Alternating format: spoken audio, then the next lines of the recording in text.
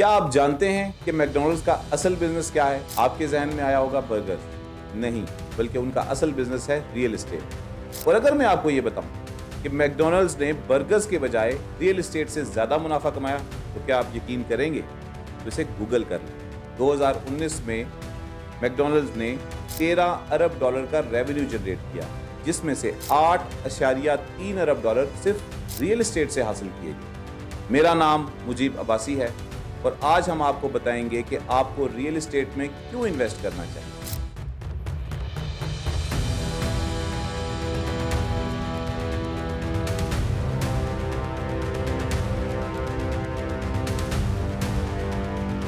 دنیا کی تمام بڑی کمپنیز ڈائریکٹلی یا انڈائریکٹلی ریئل اسٹیٹ بزنس میں انوالو رہتی ہیں۔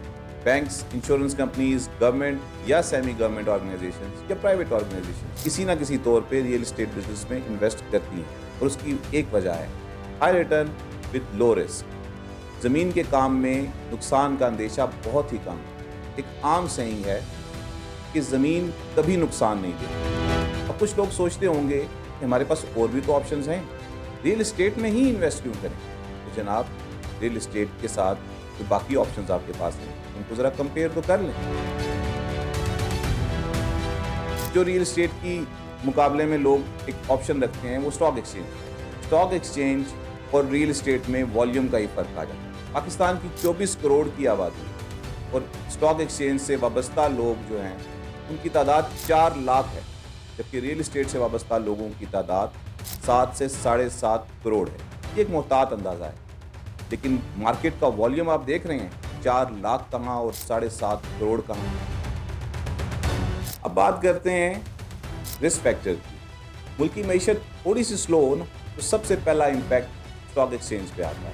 اسٹاک ایکسچینج حرام سے نیچے گرتا ہے۔ دوسرا فیکٹر ہے ہمارے عوامی مزاج جو ہے، عمومی مزاج، پیس آف مائنڈ نہیں ہے۔ At the end of the day stocks کی شکل میں آپ کے پاس ایک پیس آف پیپر ہی رہتا ہے، جبکہ زمین ایک ٹینجیبل ایسٹ ہے۔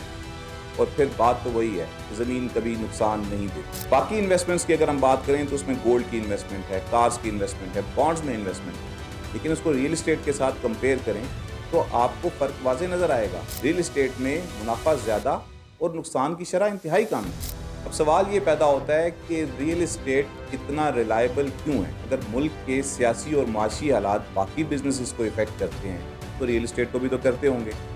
بالکل کرتے ہیں۔ آئیے ذرا ان کے اوپر بات کر لیتے ہیں کہ کون سے فیکٹرز ہیں جو ریئل اسٹیٹ کو افیکٹ کرتے ہیں۔ پولیٹیکل سٹیبلٹی، معاشی پالیسیز، بینکس کے انٹرسٹ ریٹ اور کسی قدر انویسٹرز کا مزاج، یہ سب میٹر کرتا ہے۔ ریئل اسٹیٹ مارکیٹ کی خوبصورتی جو ہے نا وہ ہے ڈائیورسفیکیشن۔ ہم اپنے پاس موجود تمام انڈوں کو تقسیم کر کے اس رسک کو منیمائز کر سکتے ہیں۔ اب رسک 2 قسم کے ہوتے ہیں۔ ایک وہ رسک جن کو ہم مارکیٹ کے حالات، معاشی حالات اور فیوچر ڈیولپمنٹس کو دیکھ کے اس کے مطابق فیصلہ کر سکتے ہیں، اور کچھ رسک ایسے ہوتے ہیں جو انسان کے بیونڈ کنٹرول ہوتے ہیں۔ جیسے کوئی ڈیزاسٹر آ گیا، کوئی وبا آ گئی، سیلاب آ گیا، جنگ چھڑ گئی، لیکن ایسا ونس ان اے بلیو مون ہوتا ہے، 30-35 سال، 40 سال یا اس سے بھی شاید زیادہ عرصہ، لیکن اس کے چانسز بھی بہت کم ہوتے ہیں۔ ہر قسم کے حالات میں ریئل اسٹیٹ ریلیونٹ رہے گا۔ جیسا کہ ہم نے اپنی پچھلی ویڈیو میں انسان کی 3 بنیادی ضروریات پہ بات کی، روٹی، کپڑا اور مکان، تو ریئل اسٹیٹ انسان کی تیسری بنیادی ضرورت ہے۔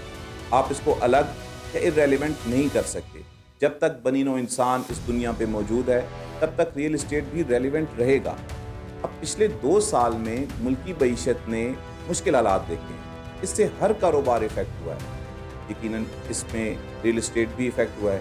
لیکن اگر باقی کاروباروں سے، باقی بزنسز سے آپ اس کا کمپیریزن کریں تو آپ کو پتہ چلے گا کہ باقی شعبوں سے ریئل اسٹیٹ نے بہت بہتر پرفارم کیا ہے۔ Real estate time value of money کے فارمولے کے تحت کام کرتا ہے۔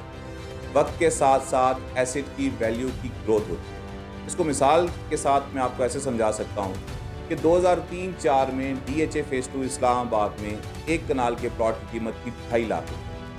آج 2025 میں اسی پلاٹ کی ویلیو ہے 7 کروڑ روپے۔